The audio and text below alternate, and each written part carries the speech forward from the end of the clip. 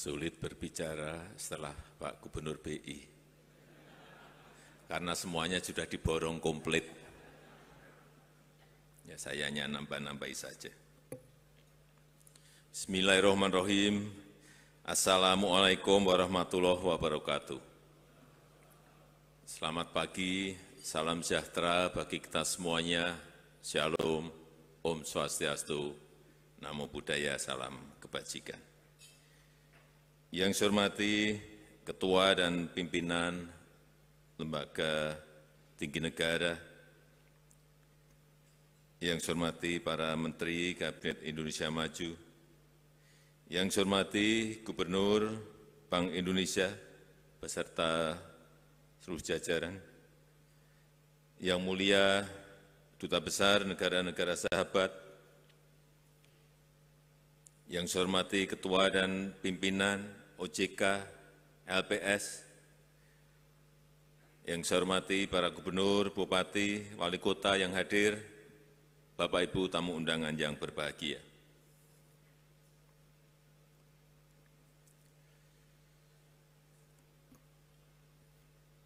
Dari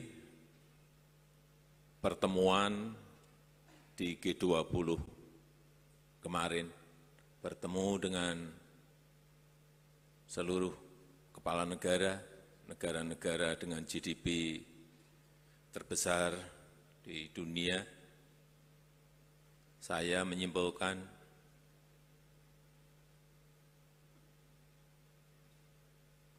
semuanya pusing.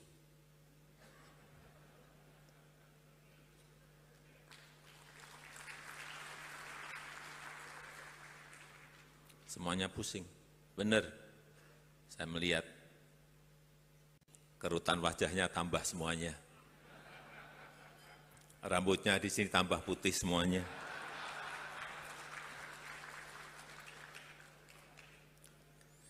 Dan memang situasi global ini confirm, tidak pasti. Masih tidak pasti. Ruwet, complicated, sulit dihitung, sulit diprediksi.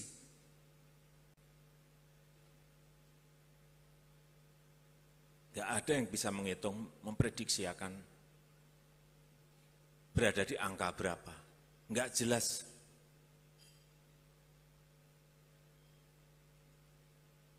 Sehingga tadi semuanya pusing.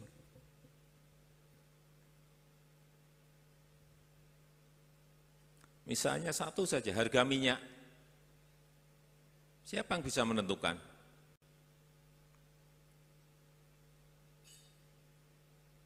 Saya tanya produsen minyak yang gede-gede, nggak bisa memprediksi.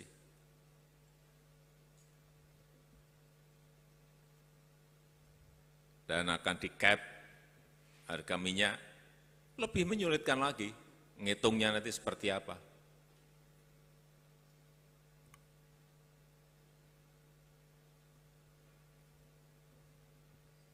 Oleh sebab itu, di 2023 betul-betul kita harus hati-hati dan waspada. Saya setuju bahwa kita harus optimis, tetapi tetap hati-hati dan waspada.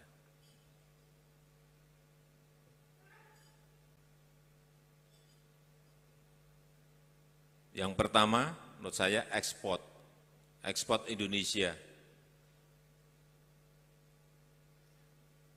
Yang tahun ini, tahun yang lalu melompat sangat tinggi sekali, tapi hati-hati, tahun depan bisa menurun. Karena problem di Tiongkok yang belum selesai. Sehingga ekonomi mereka juga turun karena policy no COVID. Kemudian di Uni Eropa juga sama. Pelemahan ekonomi pasti. Resesinya kapan? Tinggal ditunggu saja, kita tunggu saja. Tapi pelemahan ekonomi pasti. Di Amerika juga sama. Fed fund rate terus naik. Artinya itu ngerim pertumbuhan. Artinya ekonominya pasti akan melemah. Ekspor kita ke sana juga gede banget. Ekspor kita ke Tiongkok, ke Cina itu gede banget. Uni Eropa juga gede. Oleh sebab itu hati-hati. Hati-hati. Yang kedua yang berkaitan dengan investasi. Sekarang ini trust-nya dari kita dapat. Kepercayaan itu sudah kita dapat.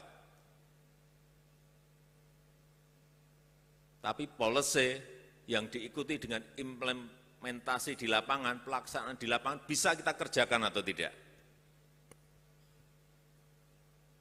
Trust-nya sudah dapat, policy-nya, reformasi struktural, Undang-Undang Cipta Kerja sudah, nanti keluar lagi Undang-Undang masih dalam proses untuk industri keuangan, nanti mungkin ada lagi Undang-Undang Kesehatan yang juga akan masuk lagi. Semuanya itu mereform kita. Yang itu juga dilihat bahwa kita memang ingin membangun sebuah cara-cara kerja baru, kita ingin membangun sebuah mindset baru, itulah yang menimbulkan trust dan kepercayaan terhadap kita. Tapi hati-hati, masih perlu policy-policy yang kita reform dan perlu pelaksanaan di lapangan yang benar. Kembali ke investasi, tidak semudah tahun 2021, tidak semudah tahun 2022 untuk nanti investasi di tahun depan. Padahal tahun yang lalu target kita 900 triliun tercapai. Tahun ini 1.200 triliun, insya Allah juga tadi baru saja saya berikan laporan dari Menteri Investasi juga bisa tercapai. Tapi tahun depan 1.400 triliun itu juga bukan angka yang kecil. Bukan angka yang kecil. Karena semua negara berebut investasi, semua negara bersaing merebut investor. Sebab itu saya titip tadi kepada seluruh kementerian, pada gubernur, pada bupati, pada wali kota, jangan sampai ada yang mempersulit, mengganggu capital inflow, arus modal masuk dalam rangka investasi ini. Karena ini menjadi salah satu kunci pertumbuhan ekonomi kita. Kenapa kita di kuartal ketiga ini bisa tumbuh 5,72, salah satunya terdukung oleh investasi yang masih tumbuh dengan baik. Tapi tahun depan, hati-hati. Tidak mudah, angka 1.400 triliun itu.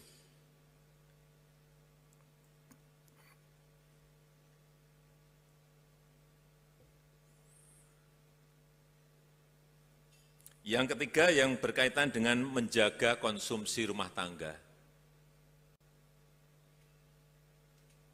Karena PDB ekonomi kita ini sangat dipengaruhi besar sekali yang berkaitan dengan konsumsi.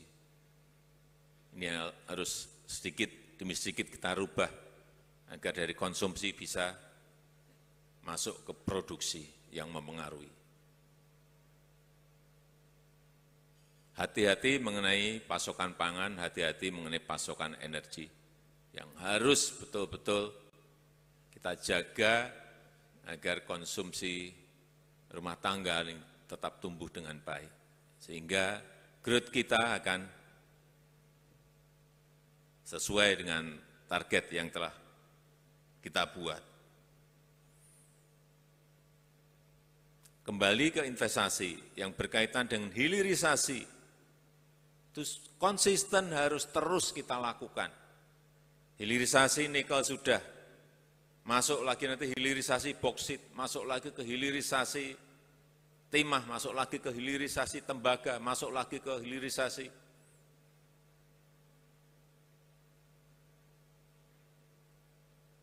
bahan-bahan mentah kita semuanya. Karena disinilah kunci. Saya berikan contoh.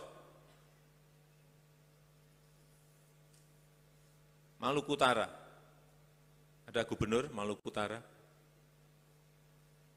Hati-hati, gubernur, hati-hati, Maluku Utara hati-hati. Hati-hati, jangan main-main. Karena pertumbuhan ekonomi di Maluku Utara itu 27%.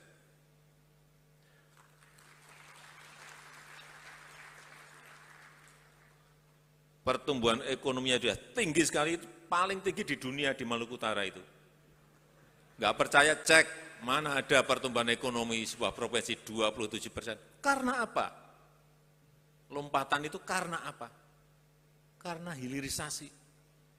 Di situ ada industri smelter yang nanti ini akan tumbuh lagi kalau smelter di sana tambah industri yang turunan-turunan dari nikel itu semua bisa dikerjakan di Maluku Utara. Sebab itu saya titip hati-hati. Bukan hati-hati enggak baik, tapi hati-hati sudah baik, tapi hati-hati jangan menjadi enggak baik. Dan yang bagus lagi, di Maluku Utara itu, waktu saya ke Ternate, sebulan yang lalu saya cek di pasar. Harga-harga itu sangat stabil. Saya cek ke BI, berapa sih?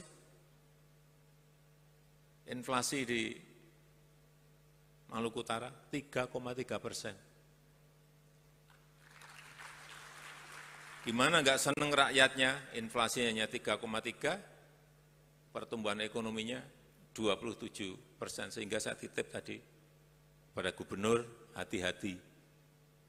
Jangan sampai salah polisi sehingga investasi yang masuk ke sana menjadi terhambat.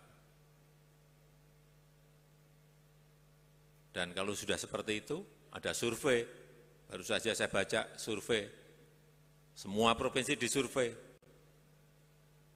ya paling bahagia di Maluku Utara.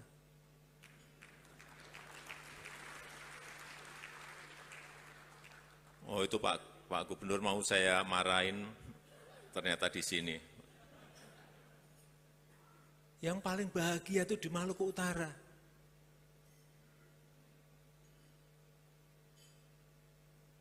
Karena ya angkanya jelas 27% growth, inflasi 3,3.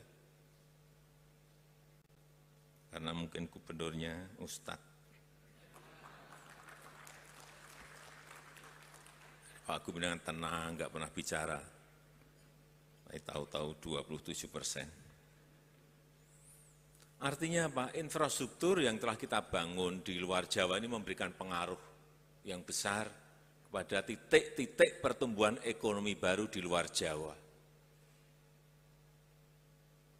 Infrastruktur yang kita bangun itu menambah titik-titik pertumbuhan ekonomi baru di luar Jawa. Ada Mandalika, itu titik pertumbuhan ekonomi baru untuk pariwisata. Mandalika. Labuan Bajo itu titik pertumbuhan ekonomi baru untuk pariwisata. Kalau nanti sudah normal,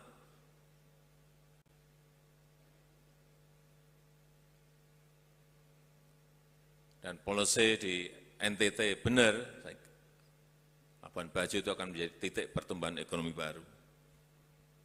Di Morowali misalnya, sama. Akan menjadi titik pertumbuhan ekonomi negara kita. Dan tadi saya mendapat laporan bahwa sekarang investasi di luar Jawa itu sudah lebih besar dari Pulau Jawa. Dulu biasanya angkanya 70-30. Jawa 70, luar Jawa 30. Sekarang luar Jawa sudah 53%. Luar Jawa sudah 53%. Inilah menurut saya keberhasilan membangun infrastruktur yang diikuti menumbuhkan titik-titik pertumbuhan ekonomi baru dan diikuti oleh investasi yang menuju ke luar Jawa. Saya rasa itu saja yang ingin saya sampaikan, karena tadi semuanya sudah disampaikan oleh Pak Gubernur. Kita semuanya harus optimis tahun depan, tetapi tetap harus hati-hati, harus pada setiap membuat policy, fiskal, moneter harus selalu berbicara, harus selalu berdampingan, sehingga semua policy yang ada itu betul-betul bermanfaat bagi rakyat dan negara. Terima kasih, saya tutup. Wassalamualaikum warahmatullahi wabarakatuh.